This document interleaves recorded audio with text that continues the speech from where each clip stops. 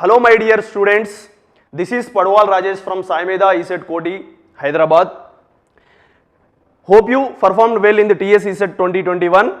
Now we are going to deal with the solutions of the maths. First to do 60 questions are the maths for in the TS Polyset. So we are going to deal with the the topic statistics. తెలుగులో అయితే సాంఖ్యాక శాస్త్రం అంటాం. తెలుగులో అంటే ఏంటన్నా సాంఖ్యాక శాస్త్రం. ఈ ప్రశ్న మనకు సెట్ సిలోని క్వశ్చన్ నెంబర్ 47లో అడిగాడన్నా. గమనించినట్లయితే క్వశ్చన్ ఇచ్చాడు, the mode of A comma B comma C so on Z is అంటున్నాడు.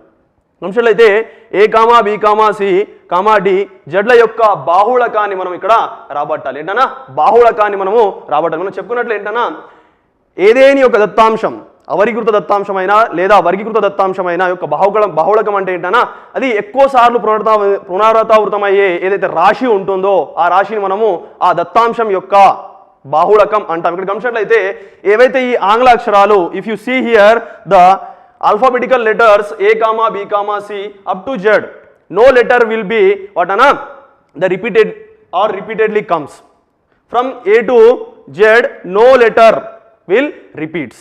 So what happens here, the mode of these alphabetical letters will be, there is no mode for this alphabetical letters. ఇప్పుడు తెలుగులో చూసుకున్నట్లయితే ఇచ్చాడు మనకు A B C D యొక్క A B C D మరియు up to Z ల యొక్క బాహుళకాన్ని అడుగుతున్నాడు. ఇక్కడ గమనించినట్లయితే ఏ ఆంగ్ల అక్షరం కూడా ఇక్కడ పునరావృతం కాదు కాబట్టి ఏదైతే దత్తాంశం ఇచ్చాడో ఏ టు జెడ్ అనే ఏదైతే దత్తాంశం ఇచ్చాడో ఈ దత్తాంశానికి బహుళకం అనేది ఉండదు నాన్న. బహుళకం అనేది ఉండదు కాబట్టి ఇక్కడ గమనించినట్లయితే మనకు ఆప్షన్స్లో ఇచ్చాడు 20 ఇచ్చాడు, 21 ఇచ్చాడు, 22 ఇచ్చాడు మరియు ఫోర్త్ ఆప్షన్ అనేది నన్ను ఇచ్చాడు. ఏది కాదు. ఇక్కడ గమనించినట్లయితే ఇక్కడ ఏది కూడా పునరావృతం కాదు. No letter, no alphabetical letters will be repeated. So what happens, the option 4 is correct, none of the above, none of the.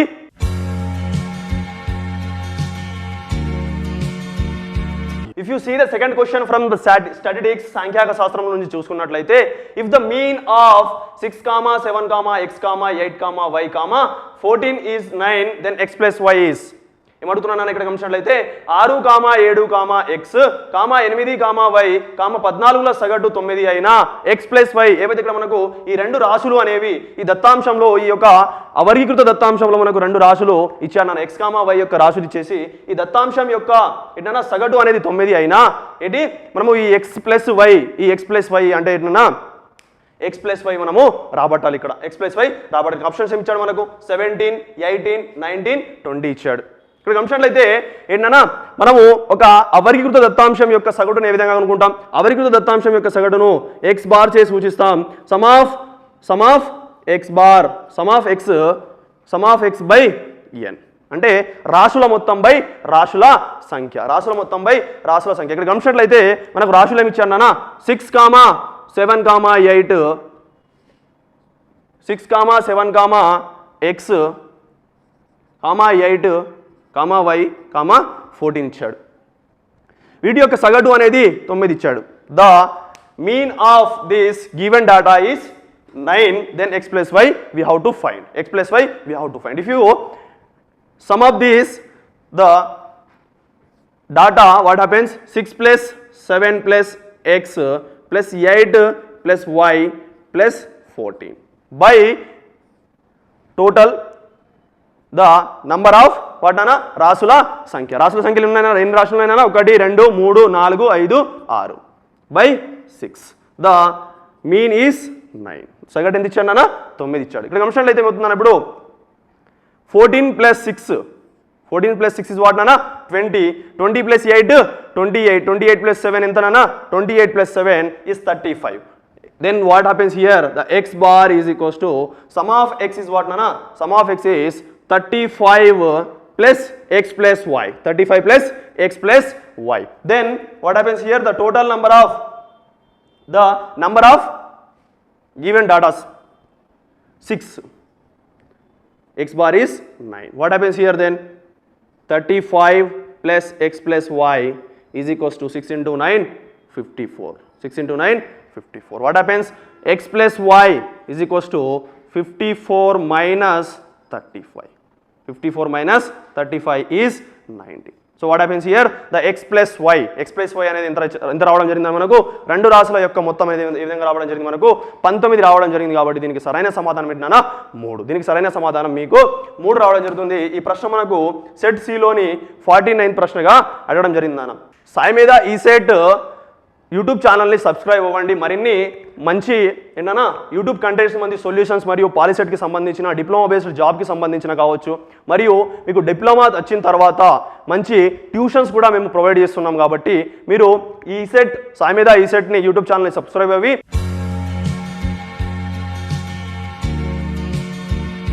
Statistics నుంచి మూడో ప్రశ్న చూసుకున్నట్లయితే ఏమి ఇచ్చాడు మనకు the AM of the arithmetic mean of 30 students is 42. Among them 2 students got 0 marks. Then AM of remaining student is. తెలుగులో ప్రశ్న చూసుకున్నట్లయితే ఇచ్చాను మనకు 30 మంది విద్యార్థుల సగటు 42 అయినా వారిలో ఇద్దరికి 0 మార్కులు వస్తే మిగిలిన విద్యార్థుల సగటు మనకు అడుగుతున్నాను. అక్కడ గమనించినట్లే ఇచ్చాడు మనకు see what happened here. First this is the ungrouped data, అవరీకృత దత్తాంశం. ఇది ఏంటన్నా అవరీకృత దత్తాంశం యొక్క సగటు x bar is equals to sum of x by n, రాసుల మొత్తం బై రాసుల సంఖ్య. ఇక్కడ గమనించట్లేదు మనకు సగటు ఇచ్చాడు అంటే mean, the arithmetic mean is given and వాడు రాసుల సంఖ్య అని మనకి ఇక్కడ ఇవ్వడం జరిగింది. దత్తాంశంలోని రాసుల సంఖ్య మనకి ఇక్కడ జరిగింది కాబట్టి ఏంటన్నా x బార్ అంటే ఎంతనా, ఇక్కడ x బార్ అంటే సగటు 42 ఇచ్చాడు మనకు, 42 సగటు ఇచ్చాడు. 42 is equals to sum of x is not given by n 30 numbers, 30 మంది విద్యార్థులు. ఇప్పుడు మనకి గమనించినట్లయితే ఇక్కడ నుంచి మనము విద్యార్థుల మార్కుల మొత్తం మనము రాబట్టచ్చు, విద్యార్థుల మార్కుల మొత్తం మనము రాబట్టచ్చు. ఇక్కడ గమనించినట్లయితే మనం ఇప్పుడు some of x is equals to 42 into 30, 42 into 30 అవుతుంది. 42 ఇంటూ 30 ఎంత అవుతుందన్నా 1260 అవుతుంది, 1260 అవుతుంది, 1260. ఇదేంటన్నా విద్యార్థుల మార్కుల మొత్తం, సమ్ ఆఫ్ x అనేది విద్యార్థుల మార్కుల మొత్తం. ఇప్పుడు ఇక్కడ ప్రశ్నలో రెండవ భాగం చూసుకున్నట్లయితే వారిలో ఇద్దరికి 0 మార్కులు వస్తే మిగిలిన విద్యార్థుల సగటును మనము రాబట్టాలి. ఇక్కడ అంటే ఇద్దరి విద్యార్థులను యొక్క ఏంటన్నా మార్కులు అనేవి దాంట్లో కలవట్లేదు కాబట్టి మనం గమనించినట్లయితే మొత్తం విద్యార్థుల సంఖ్య ఇక్కడ ఏమవుతుందన్నా 28 అవుతుంది. ఏంటన్నా 28 అవుతుంది కాబట్టి సగటు అప్పుడు ఏమవుతుందన్నా, కానీ విద్యార్థుల మార్కుల మొత్తం ఎంతనా, విద్యార్థుల మార్కుల మొత్తం అనేది 1260గా మిగిలి ఉంటుంది. ఎందుకన్నా ఎవరైతే ఇద్దరు విద్యార్థులు ఉన్నారో వారికి వచ్చిన మార్కులు ఎంతనా 0 మార్కులు కాబట్టి వారి వల్ల సగటు అనేది ఏమవుతుందన్నా, వారి మార్కుల వల్ల సగటు అనేది వారి మార్కుల వల్ల ఈ ఏదైతే మార్కుల మొత్తం అనేది చేంజ్ కాదు కానీ సగటు చేంజ్ అవుతుందన్న. ఎందుకు ఆ ఇద్దరు విద్యార్థులు అనేది మనం సగటు నుంచి తీసేస్తున్నాం కాబట్టి ఏమవుతుందన్నా ఆ విద్యార్థుల వల్ల సగటు అనేది వేరీ అవుతుంది. బట్ ఏంటన్నా మార్కుల మొత్తం అనేది వేరీ కాదు కాబట్టి ఇక్కడ చూసినట్లయితే మార్కుల మొత్తం అనేది some of x is equals to 1260 అయితే అప్పుడు మనము అవరీకృత దత్తాంశం యొక్క ఏంటన్నా సగటు తీసుకున్నట్లయితే x bar is equals to sum of x by n. ఇప్పుడు ఇక్కడ n ఏమవుతుందన్నా, ఇక్కడ n అనేది 28 అవుతుంది, 28 అవుతుంది, 28 అవుతుంది. ఇక్కడ నిమిషాలు ఏమవుతుందని ఇప్పుడు సమ్ ఆఫ్ x మనకు 1260 రావడం జరిగింది, n అనేది 28, n అనేది ఎంతనా 28. మరి దీన్ని క్యాన్సిల్ చేసుకున్నట్లయితే ఏమవుతుందన్నా 45 అవుతుంది, ఎంతనా 45 అనేది దీనికి సరైన సమాధానం అవుతుంది. ఇక్కడ గమనించినట్లయితే మనకు ఆప్షన్ 2లో మనకు 45 అనేది మనకు ఇక్కడ ఇవ్వడం జరిగింది, 45 అనేది ఇక్కడ మనకు ఇవ్వడం జరిగిందన్న. ఏంటన్నా ఈ ప్రశ్న మనకు సెట్ సిలోని క్వశ్చన్ నెంబర్ 50గా ఇవ్వడం జరిగిందన్న, క్వశ్చన్ నెంబర్ 50గా ఇవ్వడం జరిగింది. గమనించినట్లయితే మించిన 30 మెంబర్స్ యొక్క ఏంటన్నా మనకు సగటు అనేది 42 అయినప్పుడు ఆ ఇద్దరి విద్యార్థులు 30 మెంబర్ స్టూడెంట్స్లో ఇద్దరి విద్యార్థులకు 0 మార్క్స్ వచ్చినా తర్వాత మిగిలిన విద్యార్థుల యొక్క సగటు అంటున్నాను. ఇక్కడ గమనించినట్లయితే మిగిలిన విద్యార్థులు అన్నాను. ఏంటన్నా మిగిలిన విద్యార్థులు అంటే ఆ ఇద్దరు విద్యార్థులు పోను మిగిలిన 28 మంది విద్యార్థుల సగటు ఎంత అవుతుందని మనకు ఇక్కడ మార్కుల సగటు అనేది మనకు కావాలి కాబట్టి ఇక్కడ గమనించినట్లయితే ఈ విధంగా మనం దీన్ని రాబట్టాలన్నా. మొదటికి ఏం చేయాలన్నా, మొదటి మనం ఇక్కడ మార్కుల మొత్తాన్ని రాబట్టి ఆ మార్కుల మొత్తాన్ని మనము 28 చే భాగించినప్పుడు ఏ విధంగా ఇక్కడ 28 ఏంటన్నా దత్తాంశంలోని రాసుల సంఖ్య అంటే విద్యార్థుల సంఖ్య అవుతుంది. ఇక్కడ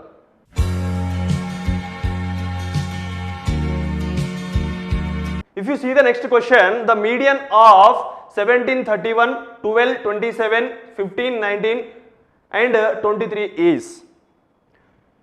క్వశ్చన్ తెలుగులో చూసుకున్నట్లయితే ఏమిచ్చానన్నా 17, 31, 12, 12, 27, 15, 19, 23ల యొక్క మధ్యగతాన్ని ఇక్కడ రాబట్టాలంటున్నాను. ఇక్కడ గమనించినట్లయితే ఇచ్చిన దత్తాంశం అనేది ఒక అవర్గీకృత దత్తాంశం నాన్న.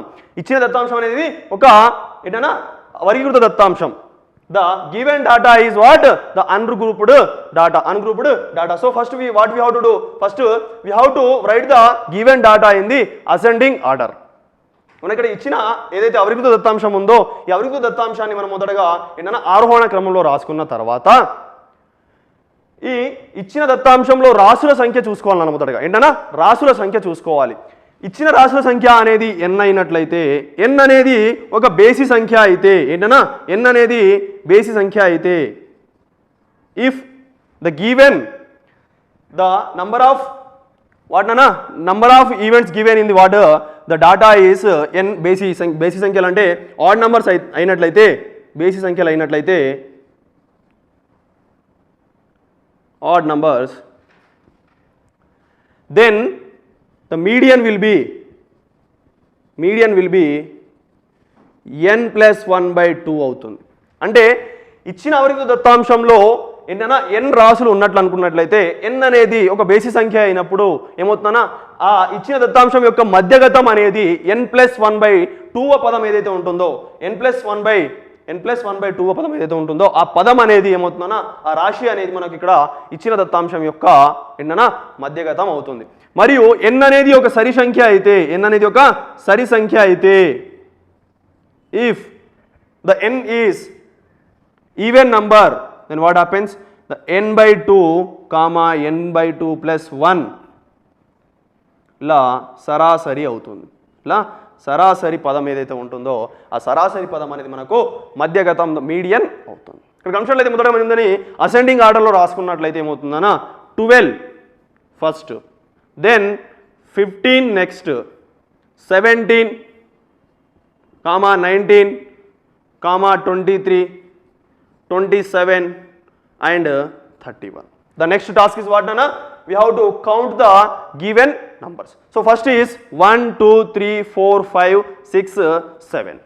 అంటే ఇచ్చిన అవర్గీకృత దత్తాంశంలో 7 రాసులు ఉన్నాయి. అంటే 7 అనేది ఏంటన్నా ఒక బేసి సంఖ్య కాబట్టి ఇక్కడ గమనించినట్లయితే n plus 1/2 రాశి ఏదైతే ఉంటుందో ఆ రాశి అనేది ఈ ఇచ్చిన దత్తాంశానికి అవర్గీకృత దత్తాంశానికి మనకు మధ్యగతం అవుతుంది కాబట్టి ఇక్కడ గమనించినట్లయితే n అనేది ఏంటన్నా n అనేది 7 ఇవ్వడం జరిగింది.